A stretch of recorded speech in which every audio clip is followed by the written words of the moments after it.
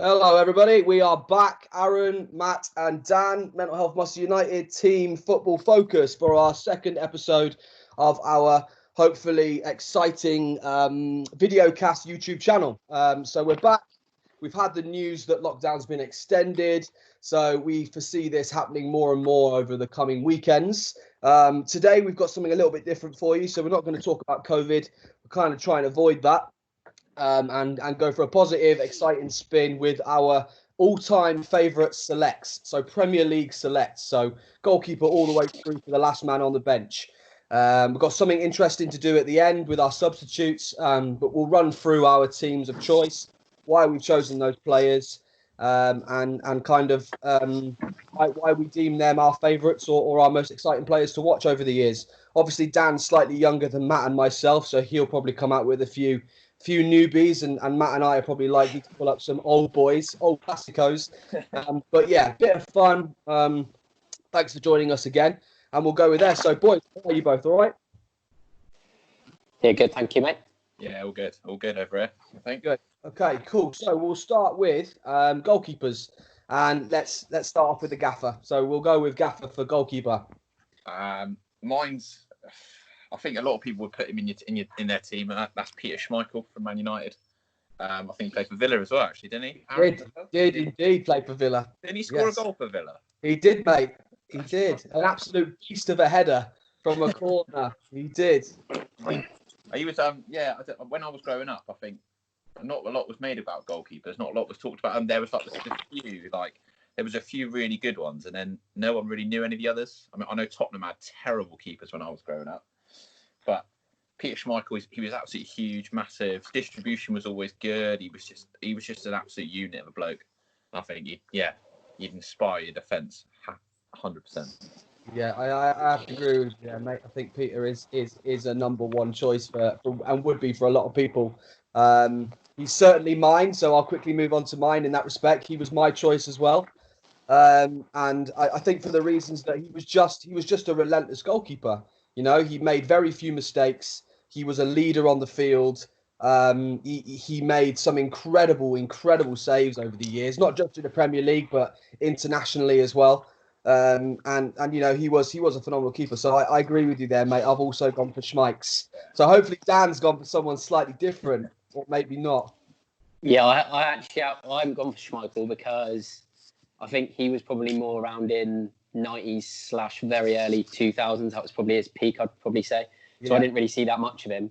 So growing up, I would have to go for Petr Cech. I think he's probably a little bit underrated because he was from the Czech Republic. If he was Spanish or Italian or something, I think more would probably be made of it. Only cost Chelsea 7 million. I think he's won pretty much everything. He was arguably, along with Drogba, man of the match in the Champions League final in 2012.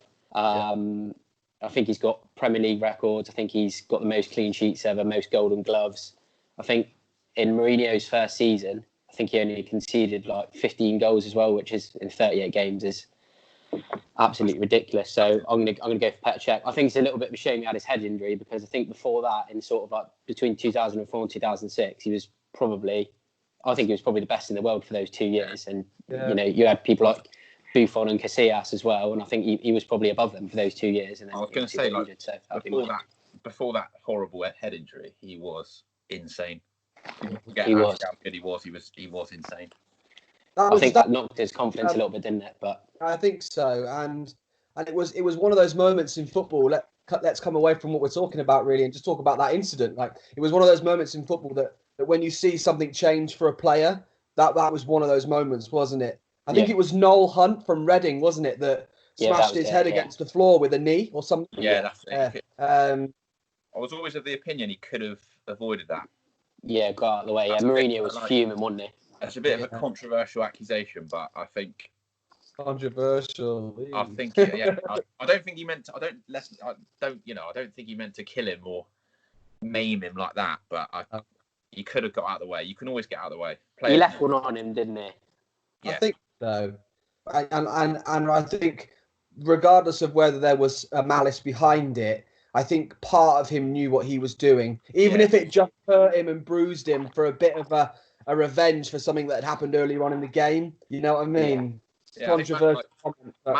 Managers always say, don't they, like, not leave one on the keeper, but I don't know you're there. Make him not come for the next one. I can't say I do that every game, but he did that at Wembley, mate. Yeah.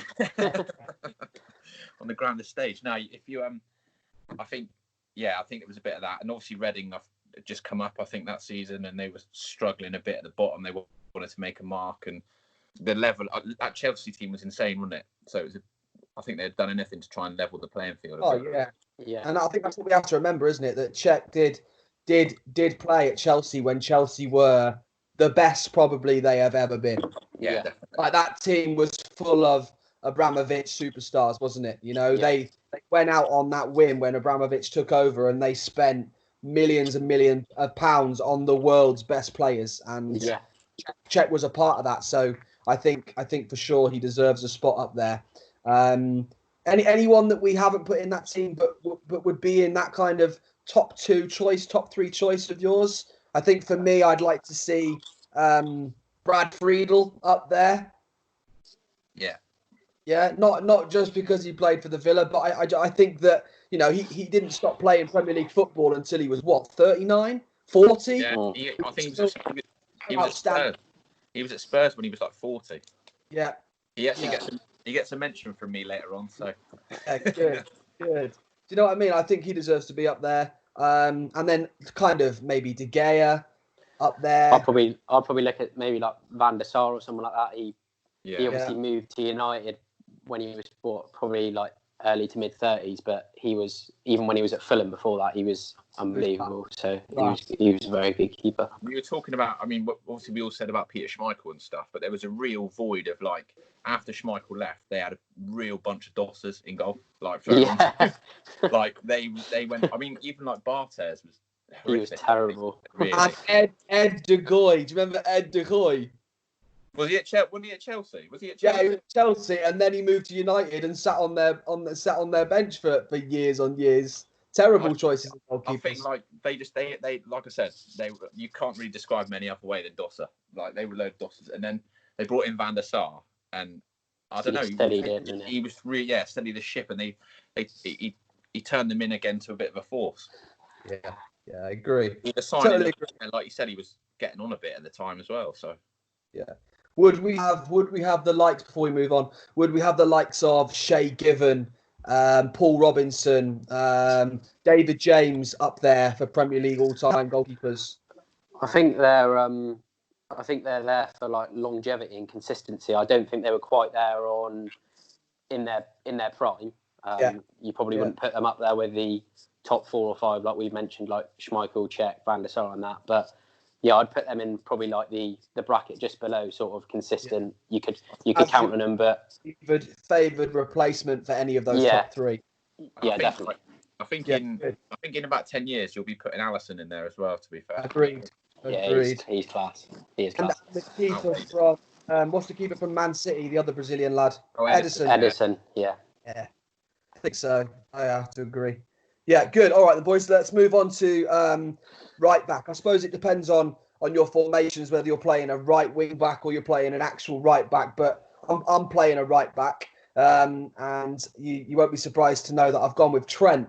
So I've gone for it. I've gone for modern day youngsters who are.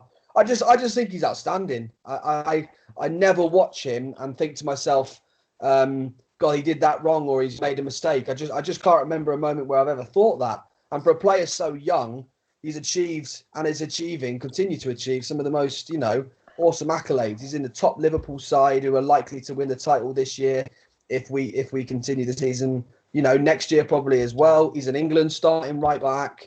And how old is he, Dan? 21. Mate, I mean, come on. The guy is achieving stuff that right backs at 30, 32 years old still haven't achieved. And I think for me, he's up there. There's obviously other choices that I could have made, but I just love the way he plays. And I like his attacking-minded approach to the game. For me, he's a wing back. He's not really a right back. He can go anywhere up and down that right-hand field. I mean, you could play him probably, right wing, and he would still still do a good job. So for me, I've gone with Trent. Yeah. I think with Trent as well, I think in sort of 5 or 10 years, you'll probably look back to this time now, and he is probably the start of something new with fullbacks. I mean, he's not amazing defensively. He's all right defensively, but going forward, it's basically like a wide playmaker, basically. Yeah. And I think as the next few years go on, I think Liverpool and Man City play like it now, but I think more and more teams will start playing like that. And I think he's kind of like the evolution of the new generation of fullback. I agree. So who's your choice then, Dan? Well, I've actually I've got 3 at the back, so I'll come in on the next. I'll let Matty do his right back, and then I'll come in because I've got 2 centre backs, and then I've pulled a full back into left centre back. So I'll come in on the left back discussion. So I'll let Matty go now. No problem. Matt, what are we having, mate? Cool. So I went a bit right field, should we say? We were talking about evolution and stuff. I think I went back to Mourinho's Chelsea. They were in a bit of an evolution in 04-05, and I've gone for Paulo Ferreira, a right back. I think he had a hell of a career. He had a hell of a career prior to coming to Chelsea. Obviously, won the Champions League and UEFA Cup with Porto. I just thought he was a solid fullback. Could get forward, could defend. I think he had a bit of everything at that time. So he's totally changed now. What everything is now, but everything back then, he had a bit of everything. I just thought he was proper solid, and he was part of a hell of a back four. Dan mentioned earlier about Cech conceding 15 goals or something silly. And Paulo Ferreira was a big part of that right back. So I've gone for him. Avoided Gary Neville because I don't know. I never saw it with Gary Neville really. Yeah, solid, but I don't know what he really contributed in other parts of the game. Don't know. I agree. Good choice. Yeah, you're right. One from the unexpected bag for sure. Yeah. Because he's not a player that gets talked about much at all. But if you genuinely watched him and you had an interest in how he played, you could see that he was up there. You know, he was a quality right back for sure.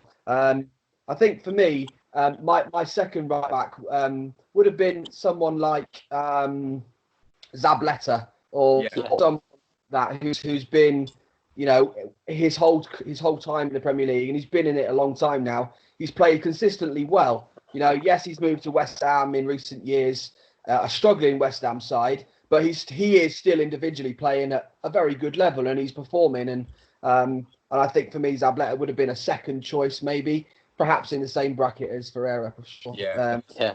I've got a right back on my bench later for one of my underrated defenders, so I'll leave mine and go into that then.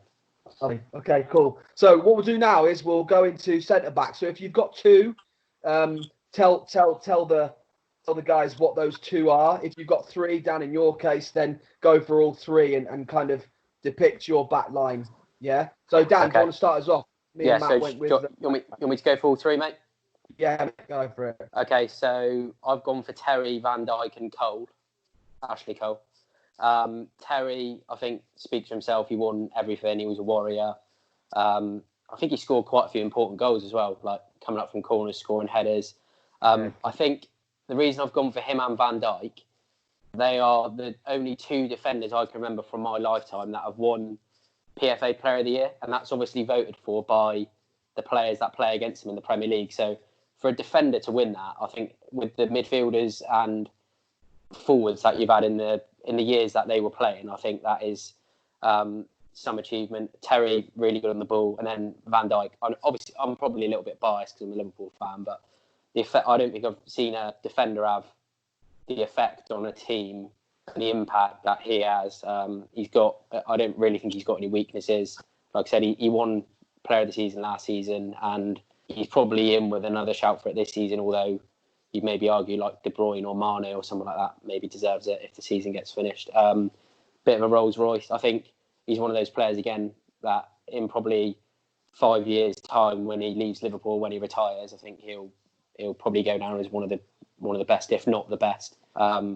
You'd like to think Liverpool go on and win the league this season as long as it gets finished, and then they should build from it and maybe win it again 2 or 3 times in the next 5 or 6 years, you'd like to think. So those are my two centre-backs. And then I've gone for... I think Ashley Cole can do a job at centre-back. I'm gonna back him to do a job at left centre-back there. I think I think for me, he's probably the most consistent defender in Premier League history. I don't really remember him making any mistakes. I always remember Ronaldo talked about him, and Cristiano Ronaldo said he's the toughest opponent he's ever had, and that's obviously Ronaldo, one of the best players of all time, saying that. Very good at defending, very good going forward. I think he's probably a little bit underappreciated because he's a little bit of a villain. He got hammered by the press, obviously, for all the stuff with Cheryl Cole. He's a key part of Arsenal's invincible side, and obviously when he went to Chelsea as well, Mourinho bought him there. He didn't do badly there. He's won pretty much everything as well, the same as Terry. So, yeah, that's my three: Terry, Van Dijk, and Ashley Cole. Lovely. Thanks, Dan. Yeah, totally agree with you there on all accounts, and particularly with JT. I think using your common sense, he's got to be in your side, and if anything else, he's got to be your captain as well. He was an absolute warrior, a leader on the field, and I don't think anyone's got on the football field. Maybe not off it. At times, he's been a bit controversial, I think, but on the field, certainly someone that you'd want in your starting select for sure. Yeah. So Matt, what are you working with, mate? Centre backs. Well, I've gone for Terry, obviously. Just a winner, serial winner, and for everything that Dan said, really, you can't make an argument against Terry being in it, really. The same. I mean, I haven't gone for Van Dijk, but I don't think you find anybody watching this who would disagree with anything that Dan said as well. Great. No weaknesses, just solid. Like I said about Alisson, if we're picking this team in 10 years, he'd be in mine 100%.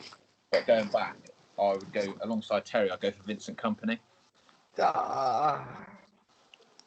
It's like, have I got yours there, right?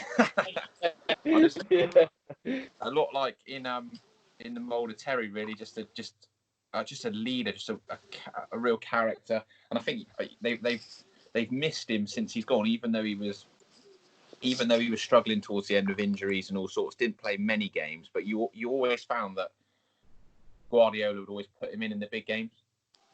Yeah. In the end, and he'd always come up. I mean, I can't remember who it was against, but that goal he scored, I think it was Leicester. Yeah. In the last season, when someone was screaming at him like, "Don't shoot," and he just absolutely fucking banged it top bin. So I think just different level, really solid defender, but just a leader and someone you'd want in your dressing room as well. I think he always seems like a nice fella, but with a real drive. No-brainer for me. Two great choices, of course. I also went for Vincent Kompany, but I think you said everything about. I just think he was a good guy on the field, as well as showing those same qualities that get strong character teams as well. So Vincent for sure. He would probably be my captain for sure. I think in my team. And then I've gone outside of the box for my other centre back. I avoided JT purely because I knew both of you may pick him. So I've gone for Martin Larsson as my other centre back. I know he wasn't in the Premier League that long, and obviously he was a Villa player, but he was, if we're involving players that we fell in love with very quickly, Martin was one of them. Big Danish, coming from Serie A. He wasn't expensive. He cost us 3 million. He bagged 19 goals in 3 seasons as a central defender. And I just think he was one of Martin O'Neill's shrewdest. Sorry, he was David O'Leary's signing at the time, but went on to do really well at Villa. Took the captaincy armband and players. So, for me, Martin Larsson and Vincent Kompany would be my two towering centre-backs. Dan, your screen is froze. Oh, sorry. I've just ran upstairs and got my charger. That's why. It's all right. I'll be back. That's a centre backs, no problem. So that's a centre back. So we go on to left backs or left wing back, however we want to play it. If we start with you, Matt, you want to give us your left back? Dan mentioned him already. I'll go for Ashley Cole. I think everyone talks about like Gerrard, Lampard, and all that, and Rooney, all the good England players. I would probably put Ashley Cole right up there in terms of in my lifetime England players. Yeah, definitely. Like right up there though, maybe top 3. at the time, I thought he was one of the main world-class players that we had. I think world-class was used so much in that generation when we didn't really have that many world-class players. It was just been banded about, like the golden generation stuff, but he really was. He could have played in any team, and that's probably the biggest compliment you can give someone. Definitely. An English player as well, at that time, they would, struggle to go abroad and all that, but he could have gone on and played for anybody and been class as well. Great. I think you look at him as well. I always look at defender. You kind of judge them on how many mistakes they make, and I hand on heart can't remember off the top of my head him making a mistake, or me even watching him and thinking, oh, he's having a bit of a shit game here. Actually, he's just consistent, and like Matt said, world class, and probably world class for probably 7 or 8 years. You'd probably say. Definitely. So yeah, I don't think there's any arguments with that. Yeah, perfect. Okay, good choice.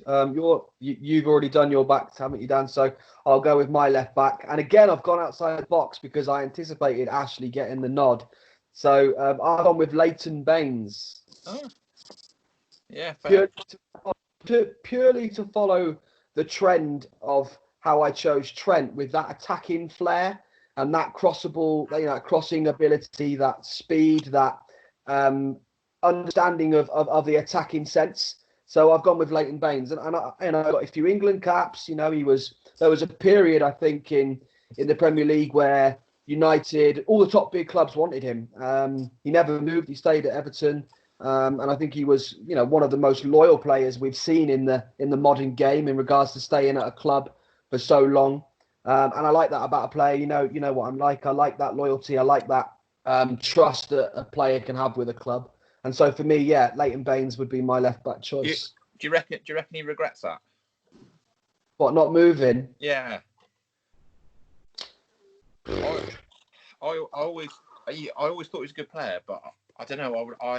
I know there's all that loyalty, but I think there's been loyal at the right times, and I do think he would have gone Man United if Man United had paid what Everton were asking. Yeah. So it's a difficult one, isn't it? But I don't know whether he was ever. I don't know. It's difficult. Yeah, it's difficult. I think it's probably one of those things that he probably looks at it when he retires and goes, probably, I kind of regret that I didn't go to United, and I could have won trophies there. I could have won a couple of league titles or whatever, and maybe been in the England fold a little bit more. But then probably long term, if he looks at it in 20 years, he probably thinks, actually, I had a good career, and Everton fans, he'll be loved by Everton fans, won't he, for years and years now. Yeah. Whereas United, he might have been kind of like, oh, he's just another player kind of thing. So yeah, you can't put a price on that, can you? To be fair, exactly. Fans will remember him. So yeah, and I think I think he gave. He was always in a very good Everton team as well. They were hitting top 4, top 6 most seasons. And he was a part of that. I think he's a good left back. Cool. So that's our defence. Lovely. Let's move on to some midfield magicians. So I'll start us off. So I've gone with a very strange looking midfield. Why, I don't know, but kind of gone for a central defensive midfielder, then a normal kind of neutral midfielder, playmaker, and then I've gone for an attacking midfielder. So I don't know how that would look on a field, but that's what I've gone with. So for me, for my defensive midfielder, I've gone for Claude Makelele. Yeah. Again, one of my favouriteest players I've ever seen play live, and obviously just watching the football leagues over the year. I think he's great, and I think, like Matt said in our previous podcast last week, he's even got that role was made for him, and he's made that role. So people describe that defensive midfielder as the kind of Claude Makelele role. He's been very much remembered for being an absolute anchor in the middle of that park. Again, in the Chelsea, incredible side of Abramovich's earlier days. Went on to play for, who did he go and play for? PSG after Chelsea? Yeah, did he go Real Madrid as well, maybe? He was at Real Madrid before. I was at Real Madrid, yeah. Yeah. So there you go. He's played at the top clubs all over the world, and had a fantastic career. A starting French international without doubt. So he is for me my first midfielder choice. So let's have your first midfielder choice, Dan. I've gone for another Frenchman. And I've got a holding midfielder as well. I've gone for Patrick Vieira. Same position as Makelele. Probably a little bit, very different kind of players, because Vieira is obviously, he was powerful, aggressive, absolute leader. Probably in terms of players you could match Roy Keane mentally and physically, probably the only player at the time. Box to box, but obviously could also be deployed defensively as well. Hard as nails. Don't think Arsenal actually ever replaced him, to be honest, and that's probably part of their downfall in the sort of years after Henry and Vieira left. They never replaced either of them, really. Obviously won the World Cup and European Championship. I read earlier that he was in 6 PFA Team of the Years in a row between sort of like 1998 and 2004, 2005. So for players that played against him, they obviously thought a lot of him. So for me, growing up watching him, I think he goes straight in there, because he was, like I said, he was an absolute leader, warrior, and he scored quite a few important goals as well along the way. So yeah, I can't argue with Makelele, but for me, it's Vieira. Yep, no problem. Matt finishes off, mate. Have you got a defensive midfielder?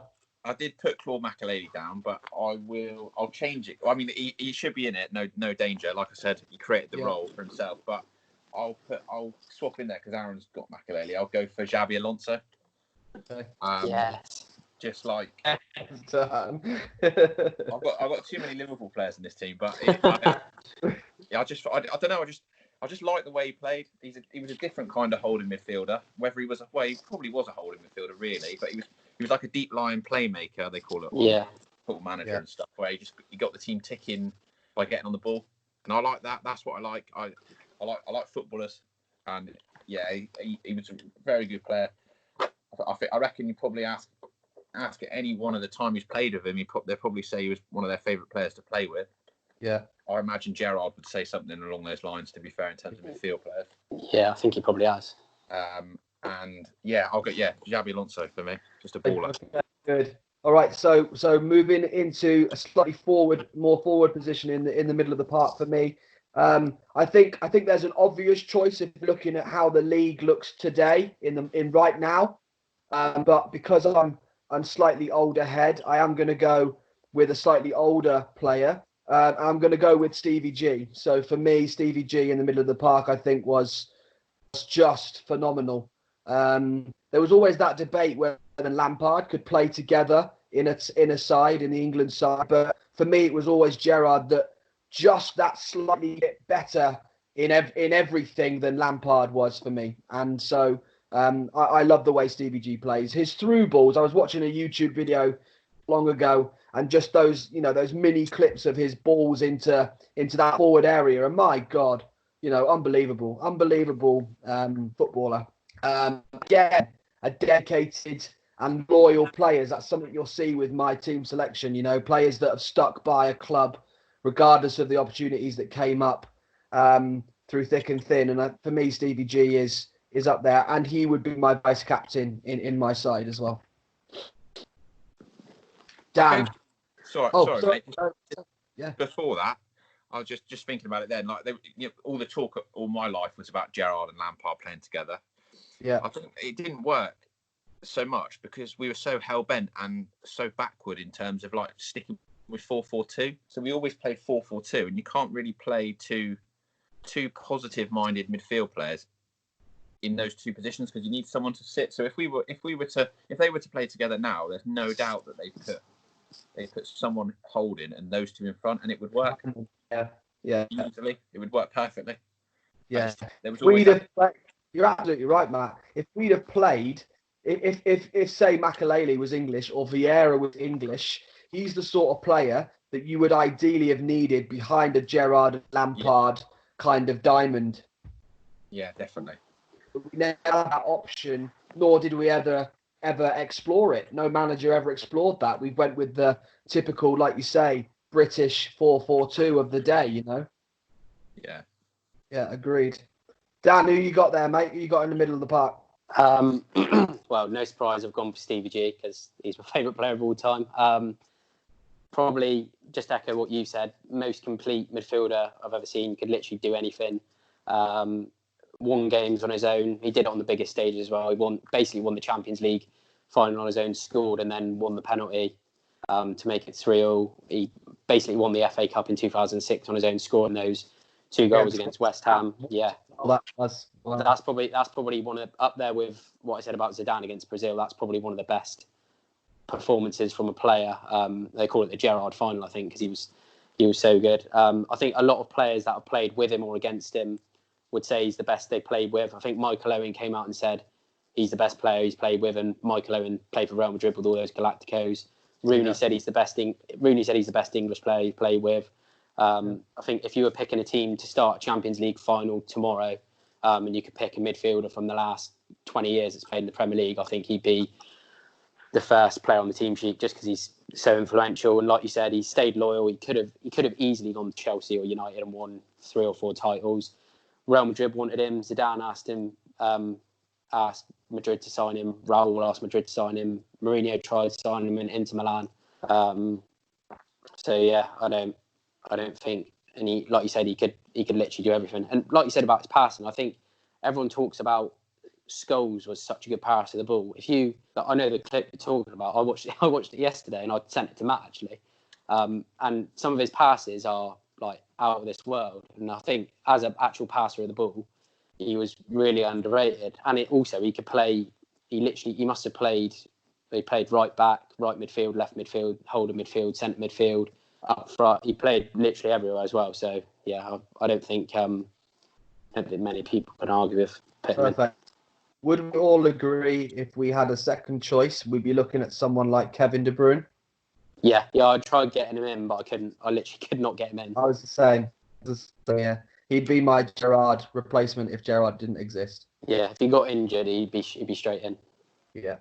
Good. Okay, cool. So I'll wrap up my midfield with my attacking-minded midfield, my predominant attacking midfielder.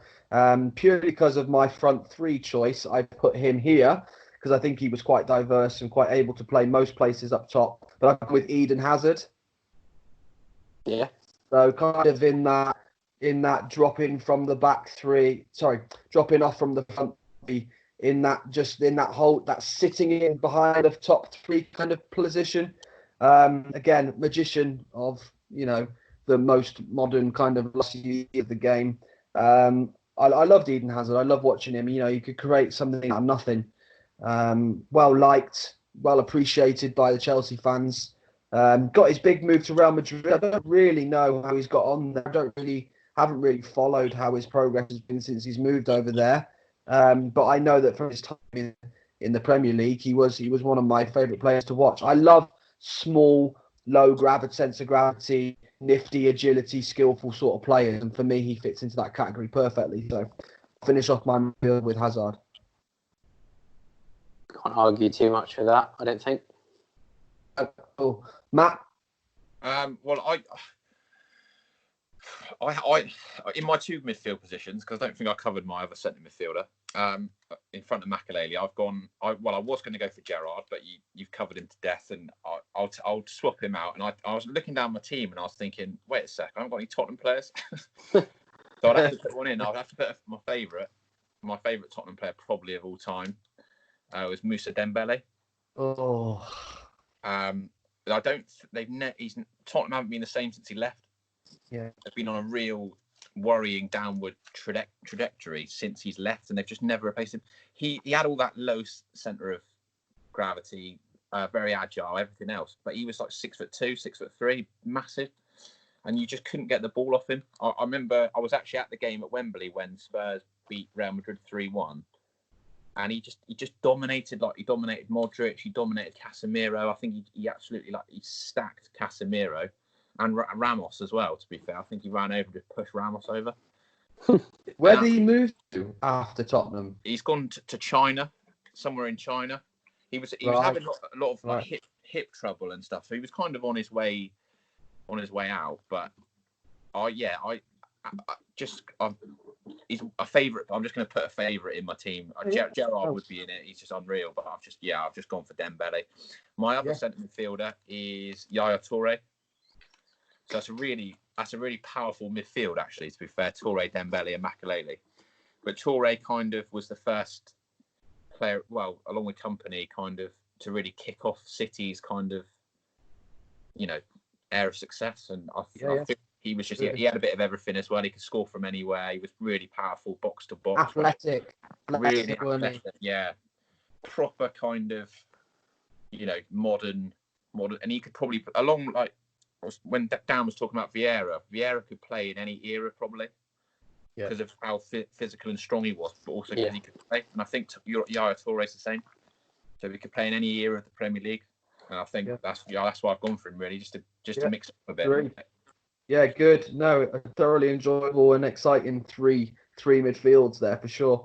I totally agree with Yaya. A pleasant player to watch. He was exciting, and again, someone that could really take control of the game when things needed to be done. He was class, and he scored some absolute wonder goals, didn't he? Yeah, he did. Put his boot through that ball like I've seen no other player do sometimes. Unbelievable. Yeah, good. Okay, cool. So moving on. Anybody got any other midfielders, or is that as done for? Yeah, I've still got one attacking midfielder. Go for it. So he hasn't been covered yet. David Silva. Yeah. So almost similar to Hazard, was in the quite small, low centre of gravity. He's probably, along with Hazard, he's probably one of the first players that came to the league sort of like 8 or 9 years ago that kind of revolutionised it. Whereas, before you had your big, powerful midfielders, sort of like we just said, Vieiras, Gerrards, Lampards, and then you've almost got this breed now of the small, look weak, but they're not. They're actually deceivingly strong. Low centre of gravity, good touch. He could find space in a phone box, David Silva, I think, and he's still good. He's won pretty much everything you could win apart from the Champions League. He's obviously won the Euros and the World Cup with Spain. And also, I think it goes a little bit unnoticed. He's got 125 caps for Spain. And to get that many caps in an era with Alonso, Xavi, Iniesta, David Villa, Torres, players like that, even like Busquets and players like that, I think that's testament to him, to how good he is. And I think they almost made room for him. I think in 2012 in the Euros, they just played with about 6 midfielders. They didn't play with a striker because their midfield was that good. Amazing vision, controls the game. One of the best in the Premier League I think I've ever seen. So he's going to slot in there. Yeah, I think that's a good choice. And like you say, in that same category as Hazard. Anybody else before we move on to the front three, that we might put up there with David Silva and Eden Hazard? I've probably not in that category. I've got another one I've got a couple of underrated midfielders on my bench. Yeah, okay. But they're not kind of similar to Hazard and David Silva, so I'll leave that until afterwards. I've got there's just one actually. Again, it's Tottenham, but Luka Modric. Yeah. I think I saw an interview with Harry Redknapp the other day saying how he moved him from. He came as like a winger, like a bit of a Hazard, and he was quite skillful. And he moved him inside, and what a career he's gone on to have as well. Yeah. Since leaving Spurs, really. But he was just another baller. He was very similar. Many thought he was too lightweight to make a dent in the Premier League, but some of the goals he scored as well. Yeah. Unbelievable. Yeah, no, agree. Yeah, good shout. Okay, cool. So we'll move on to your front players. I've got 3 playing a bit of an arrowhead at the top there. And actually, all of these players that I've chosen could play in each other's positions. I think that's what I've gone with, just so I could get them in, because there was quite a lot of choice to have. So I won't start with this one. I'll give the floor to you both. So Matt, start us off. Who have you got up top? I've gone for 3. Do you want me to name all 3 at a go, or? Yeah, do all 3. I think. So I've just to get him in. I've gone left hand side, coming off the left flank a bit, Thierry Henry, because I think that's where he started originally. I mean that he needs no kind of introduction really. he deserves to be in anyone's team, I would have thought. And Yeah. I think he's probably the best player in the Premier League's history. I hate to say that because he's Arsenal, but I wish he'd have signed for us rather than them. But down the right hand side, I went for Cristiano Ronaldo. That was quite a close one in terms of he's been up there with Messi as one of the best players of all time. Was he at his peak in the Premier League? Maybe towards the end, I don't know. But whether we saw the best of him, I'm not sure. But you can't really avoid him. And then down the middle, I've gone for Didier Drogba. So I've gone for a really powerful team actually. Yeah. Didier Drogba, I just thought big game, big player. He kind of so strong. Again, he was part of that Chelsea team that revolutionised the game for a bit. Finisher, hell of a finisher, good in the air. Just had everything really that you'd want from like a target man. So I've gone for Drogba. Yeah, definitely. Yeah, and he loved Chelsea, didn't he? He fell in love with that club as much as the club fell in love with him. Yeah. He was about the badge and all about the patriotism. Yeah, he was amazing. He was a really good player. Yeah, great. Okay, cool, lovely. I think we're going to be clashing with players on these front three. Yeah. So, Dan, want to go with your top three, mate? Yeah. So I've got 2 strikers, but my 2 wingers are more midfielders because I feel like that's more appropriate for this team. So I won't put them up front, although they both have played up front in the past. Gone for the same as Matt for my wingers. I've gone for Henry on the left, like he said. For me, the best player in Premier League history, Arsenal's all-time top goal scorer. Ridiculous pace. I think that sort of like the side foot finish where he used to set it out and then let it come back in. He used to do it with such pace. That was his trademark finish. He won 3 PFA Player of the Year awards in a row. I mean, I don't think any other player in the league has ever done that. And then on the right, Ronaldo, like Matty said, he probably wasn't in his peak at United. He still won the Ballon d'Or there. He won everything at United.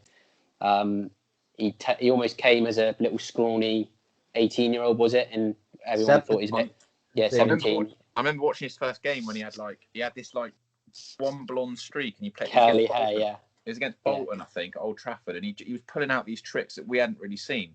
Yeah. At that age. I was going to say about him. Yeah, he bought all of that trick ball and cockiness. Yeah, he started doing these things that people had never ever seen before or witnessed live on British soil. Like, he was unbelievable. And at 17, the confidence and the charisma that he had to be able to do it with no self-doubt at all. And he was amazing.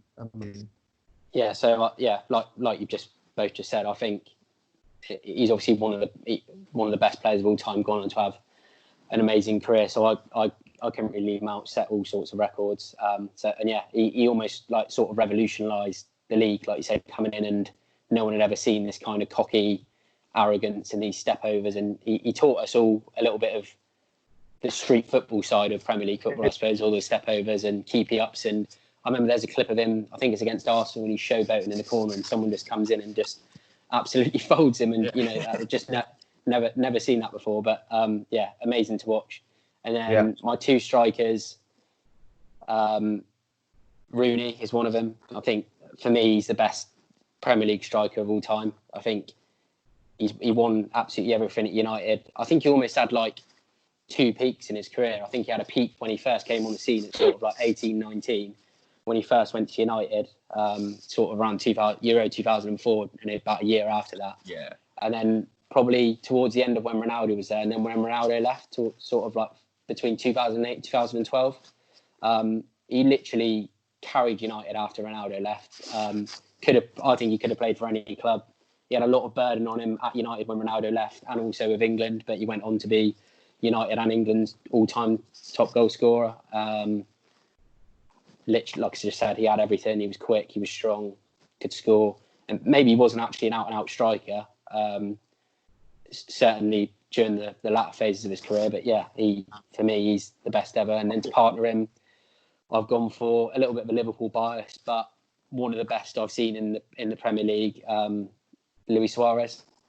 He wasn't there for that long, but things he could do with the football. And I know he was a little bit of a controversial character with his biting and his alleged racism incidents, but he carried Liverpool for a couple of seasons.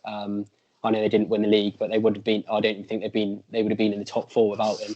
I think he got 31 goals in that season when Liverpool nearly won it and City won it in 13-14, and that was unbelievable to get that amount of goals. But I think he only played 30 games. He missed the first 8 games of the season due to being banned. Could nutmeg a mermaid, I think someone once said. Could play anywhere across the front line, and also I think his work rate as well. He's gone on to show that at Barcelona, where he was playing with obviously Messi, and he worked so hard for the team. Obviously gone on to win everything at Barcelona, and for me, he's probably been the most consistent striker across Europe in the last 7 or 8 years, I think. But for what he did in the Premier League, I'm probably a little bit biased, but I love watching him, so I'll put him in. As well, like thinking about Suarez, look at how good he made players around him, like Daniel Sturridge that year as well. His goal record that season was insane, and since Suarez left, he hasn't even really just. It looked like he'd lost a leg. Yeah, by Suarez going, he was just a totally different player alongside him. I think as well. I think if you asked Raheem Sterling who had a big influence on him at Liverpool, he'd probably say Suarez, because Sterling must have learned so much from him when he played with him for those couple of seasons, and with Suarez mentoring him and that. I think, I couldn't not put him in. Controversial character, but couldn't not put him in. If I was picking a Liverpool centre forward though for my lifetime, it'd be so tight between him and Torres. Yeah, it was very tight. Torres was, prime Torres was insane, but I feel like he only really had. I don't know, it's hard, isn't it? Because I think the year or two he was amazing at Liverpool, sort of like between 07 and 09, he was literally insane. But then I think almost because he was crap at Chelsea, that almost like tarnishes it a little bit. I think because Suarez has gone on and pushed on and kicked on and become like arguably the best striker in the world over the last 7 or 8 years, like I said, I think that's probably why I've just gone for him. But like I said, Torres was amazing as well. Yeah, when Torres in his first couple of years at Liverpool, his understanding with Gerrard, I thought Torres was like the best striker in Europe. And then he was. I can't remember what injury it was he had, but he was never the same. And when he went to Chelsea, he almost looked like he couldn't kick a ball. Properly. Yeah, that was big. He moved to Chelsea as well, wasn't it? Yeah, that was a panic. That was a. Yeah, but then we panicked and bought Andy Carroll. Yeah, that was good. Yeah, but then did you sign Carroll and Suarez? Yeah, we signed him. We signed Suarez sort of like 2 days before we sold Torres, and I remember thinking, like, oh bloody hell, we've got Torres and Suarez, like we're going to be like winning the league, and then we sold Torres. I was like, oh, brilliant, and then we bought Andy Carroll. To be fair to Andy Carroll, he scored some important goals. It was never going to work. Torres always used to have Vidic as well, didn't he? Like, pants down, absolute pants down. Yeah, Vidic centre half. He actually, to be fair, he could have had a mention earlier, but Torres used to do a job on him every time. Yeah, absolute hands down every time. And I think Vidic, he got him sent off 4 times. I think Torres did. Hands down party that was. Cool. So that's it. So I'm not going to say much on the top 3 purely because one player, you've already discussed them. So I would have Cristiano Ronaldo on my right wing. I would have Henry as my main striker at the top, and on the left, I've gone a little bit outside the box, but I think in 5 years' time, he would be probably in everyone's first select is Raheem Sterling.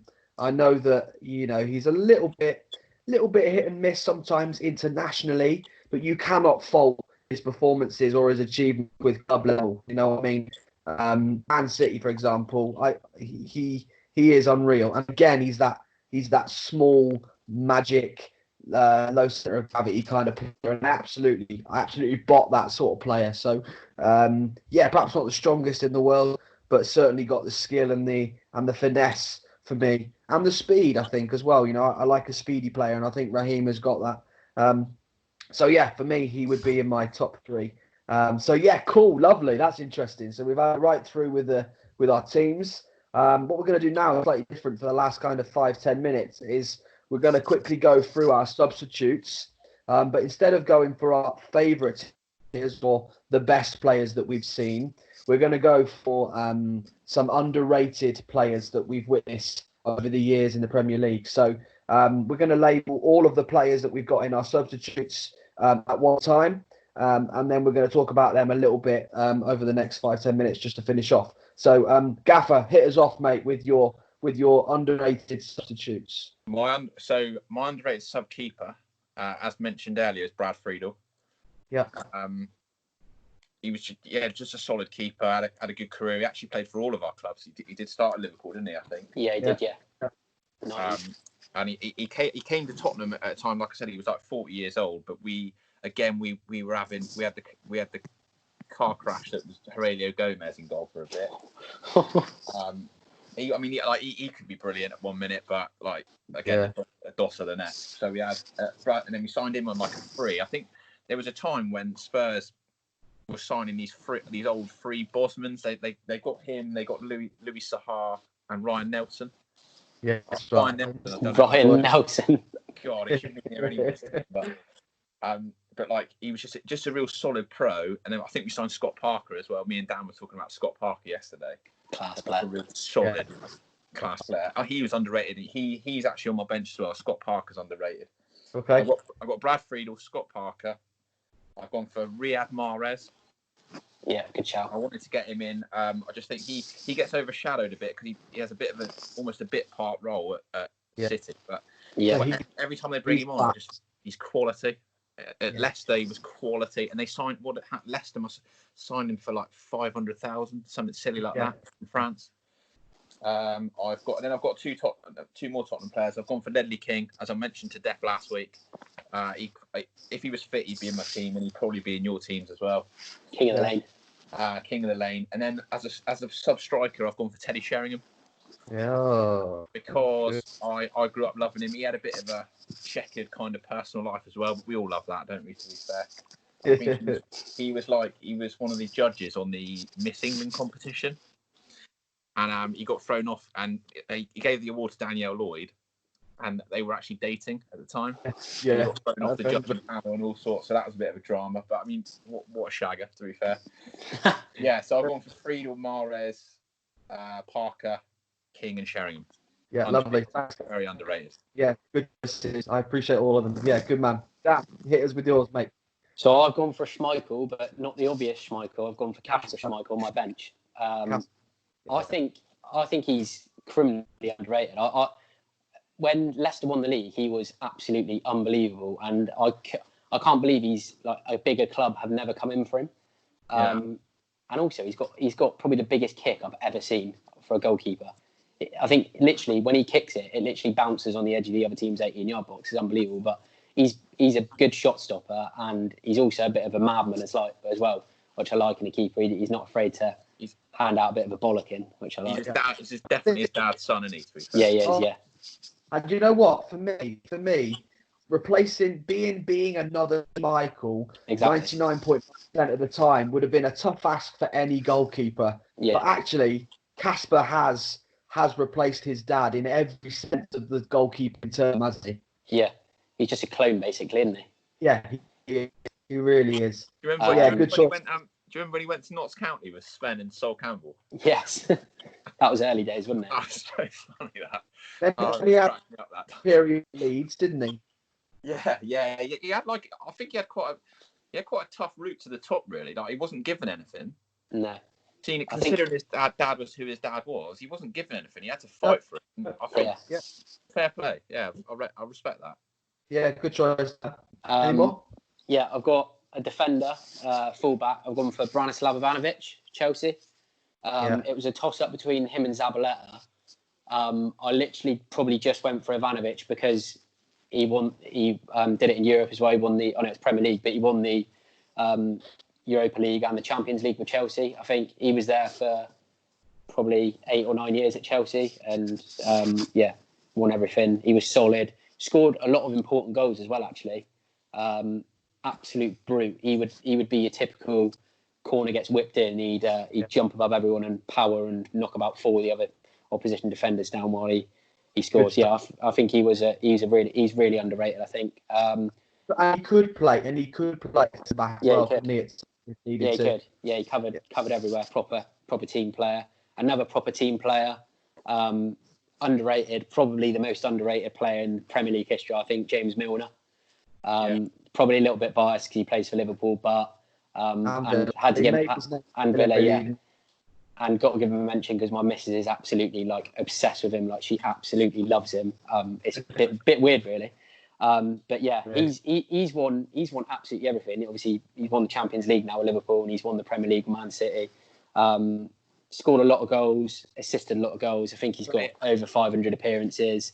Play anywhere as well. Like anywhere. Could play anywhere as well. Yeah, and I think just like technically underrated as well. Like it's the way he passes the ball and can deliver the ball and his technique. I think he probably should have had more caps for England as well. But I was watching Premier League years the other day when City won the league for the first time, and he was quite a big part of that. Him and David Silva linking up.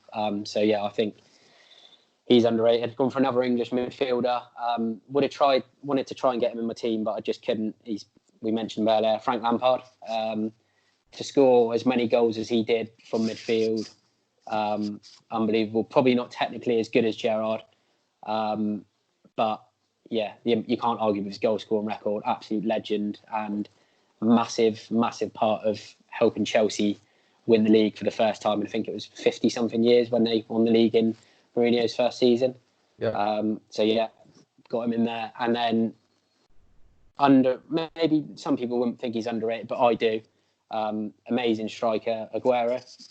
I think his goals, he probably only sort of like 10% of people, which are probably Man City fans, would put him in their all-time Premier League team, but he's probably going to leave Man City with 3 or 4 titles. I'm not sure how many he's won. It's either 3 or 4, so he could even build on that. Like I said, his minutes to goal ratio is absolutely ridiculous. Quick, strong, one of the best, if not the best finisher I've probably seen in Premier League history. So yeah, probably Lampard and Aguero, you probably wouldn't think they're underrated, but I would class them as underrated because people probably wouldn't get them in their team. So yeah, my bench is Schmeichel, Ivanovic, Milner, Lampard and Aguero. Okay, perfect. Lovely. Yeah. Again, appreciate all those choices. Good players. And perhaps didn't get the recognition that they deserved at times, for sure. Yeah. Also, for me, I've gone with, we've already mentioned him already this morning, earlier. So Paul Robinson in goal. Yeah.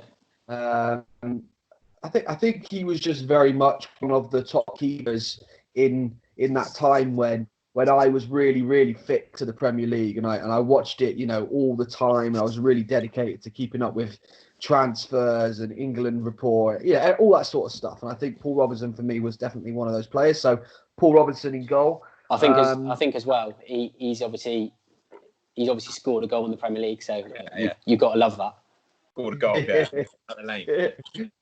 Amazing. So at centre back, completely outside of the box, I've gone for Brent Hangeland. Yeah, from Fulham, yeah. It was Crystal Palace and Fulham. Fulham and Palace, yeah.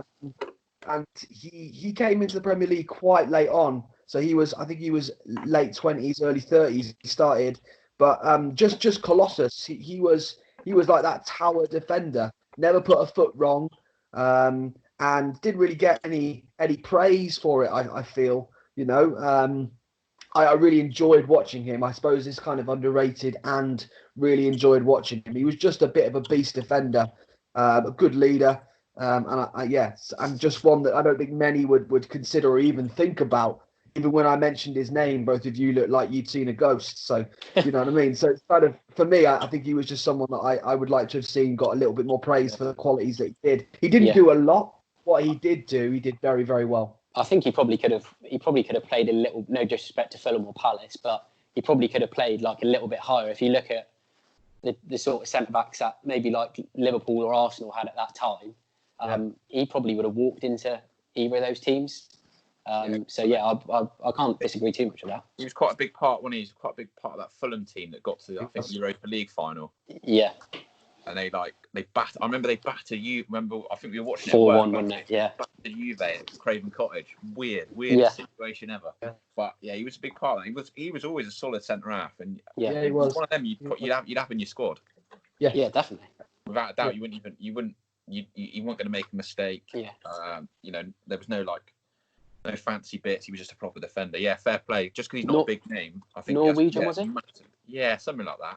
Yeah, Massively underrated. Norwegian. Yeah, good shout that. Yeah. Well done, mate. Good. Cool. So in the park, who I feel could replace any of my three if needed to and play any of those three midfield positions, I've gone for I'm forever blowing bubbles, Mark Noble. How the man has never had an England cap, I'll never understand. He's gone through, he was under 19s, under 21s England, captained under 21s England at 23 years old, and never ever made the transition into full-time England squad. Even just as a bit part player, I feel like he would have deserved and he would have had that, presence somewhere in that team. And for West Ham, I think he's hugely underrated. To the West Ham fan, he's God.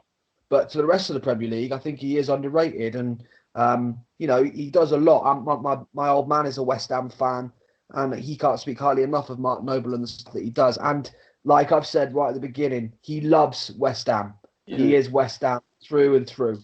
And for me, that's a huge quality for any player in the game. So, yeah, Mark Noble in the middle. Matty, you'll like this one. I've gone for Aaron Lennon on the wing. Oh, yeah. As an underrated trickster.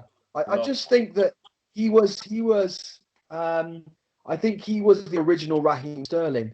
When I used to watch Lennon, he was quick, he was rapid, he was quick in agility and moving around the field, and he had a trick in his bag if he needed one. He could finish. And I just really enjoyed watching Aaron Lennon. He originally from Leeds, weren't he? Yeah, that's right. Yeah, I think when they were having financial trouble and we picked him up for like $1 million, something like that. What a player. That's a hell of a shout. Yeah, that's a hell of a shout. To finish it off, just before we close up, I've gone with, this is really, maybe not as controversial, but as a Villa fan, it's quite controversial. I've gone with Troy Deeney. Ooh. So, a player who gets goals, never fails to score goals. Does he? No. I actually really respect Troy Deeney, to be honest, as a man and a player, because I think he spoke about like his upbringing and he got brought up like by his mum on his own, and he always says like he never forgets his roots. And also not many players are like this nowadays. He's very honest in his interviews. I love that. If they played shit, he'll come out and be like, we've been shit today. He's a good leader, and I remember, I think it was a few years ago when Watford played Arsenal, and Arsenal fans were giving him loads and loads of grief. And he came on the TV after the game after scoring the winner and he just basically hammered Arsenal. Basically said they had, was it no cojones or something like that? He basically said they no backbone, no bollocks or anything like that. And yeah, he absolutely, absolutely hammered him. Yeah, honest and just seems like seems like a good bloke. I agree, and he has great leadership qualities. He can motivate any player on the side, and he's best mates with Jack Grealish, who is one of my all-time favourite Villa boys. So, what else can we ask for, really? So Troy, I think you could rely on Troy to get you a goal if you needed one. I think he's one of those players as well. Like if you're like a younger player coming up at Watford, he's like, because he's the captain, you wouldn't want to do anything to piss him off, and you just really want to kind of like impress him, wouldn't you?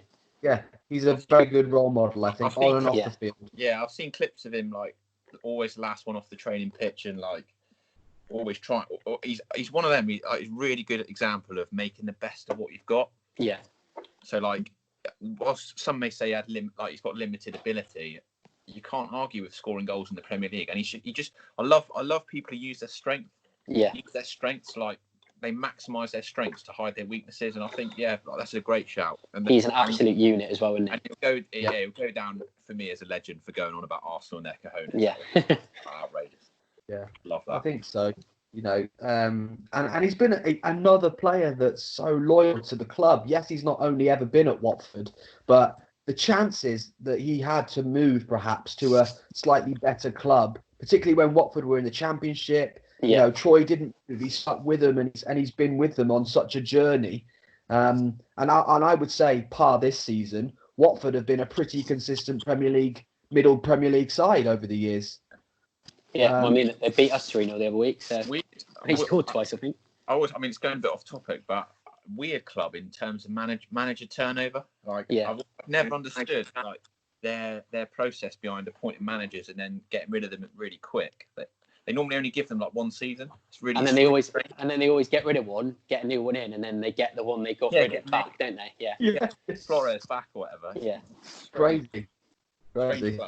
It is a strange thing, and they've got that weird football family relationship going on with Udinese, haven't they? It's players transferred without having to spend money. Yeah, it's weird. I think it's right. Lovely. So we'll wrap it up there, then, boys. Thoroughly enjoyable video cast. Aaron, we haven't done the managers, mate. Oh, managers, yeah. Okay, last few minutes. Let's do managers. So, all right, kick off then, mate. I'm going to go for Jose. Obviously, I think it's been a common theme through my team.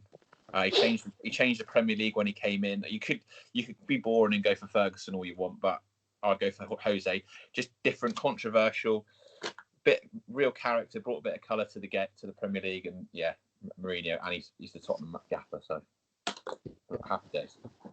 Okay, Dan. Yeah, I was going to try and pick someone else, but I can't bring myself to do it, so I'm going to have to agree with Matt. A lot of the players that I've chosen, he revolutionised the Premier League. The way he came in, almost similar to Ronaldo, with the arrogance, the cockiness. I'm the best. I'm the special one. And I mean, that first season at Chelsea, he literally blew everyone, including Fergie and United, who reigned for so long, straight out the water. So yeah, obviously you got Fergie, amazing manager, probably one of the best of all time. And obviously Klopp, you got Klopp and Guardiola now. But yeah, for Mourinho, prime Mourinho when he first came in, I don't think we've seen anyone like that. So okay. So because you've both gone for kind of the best manager, you're not going to go for Dean Smith, are you? And I'll go for underrated. And I think for me, I'd like to go with Eddie Howe at Bournemouth. Yeah, not a bad shout. English, young, slightly different aspects and slightly different perspective on the game. I think Eddie Howe is I think he'll be England manager one day. I think he's got that quality. He loves working with youngsters. Look at the players at Bournemouth that Eddie has brought out of nowhere. You know, the Cooks, the Daniels, the lad they got from Sheffield United, Smiths. Yeah, Brooks, he takes players from nowhere. Billing, for example, in Huddersfield. Yeah. It just turned him into these cracking little players. And I think that's great credit to Eddie Howe. I think he's great. So yeah, Eddie Howe. I'll go for an underrated manager and go with Eddie. Yeah, I think he's one of those managers as well. Like, even if Bournemouth got relegated, even if the season got finished now and Bournemouth got relegated, I think he wouldn't struggle to get another Premier League job. He could still probably go to even like an Everton or someone like that. I think he's a really good manager, and he's still really young as well. Yeah. So much time left in the game, and I think he's part of this rejuvenation of coaches. There was kind of a spot where maybe 4 or 5 years ago where English coaches were hard to come by, or good English coaches was hard to come by, who hadn't already been in the game and who weren't dinosaurs. So I think Eddie has started that whole new generation of young English talented managers. Coaches. Let's go coaches, because that's more modern phrase, I suppose. I think Eddie is right up there. I think he leads the pack for the drive of young, enthusiastic English coaches. So yeah, let's go with him. Cool. Well, I hope you've all enjoyed that. I know that we have. I hope you've all enjoyed our moustaches. Please comment and let us know who the best tash is. And we'll be back again next Saturday for something a little bit different again. We might delve into some well-being stuff next week and just touch upon that sort of thing, as obviously for us that's a damn important thing, an aspect of what we do at Muscle United. So I might do that next week. But keep safe, guys. Stay safe. Keep doing as you're told. Stay at home. And we'll love you and leave you there. And we'll speak to you all again soon. Thanks for your time, boys. Appreciate it. Cheers, guys. Cheers, boys. Have a good weekend. Bye.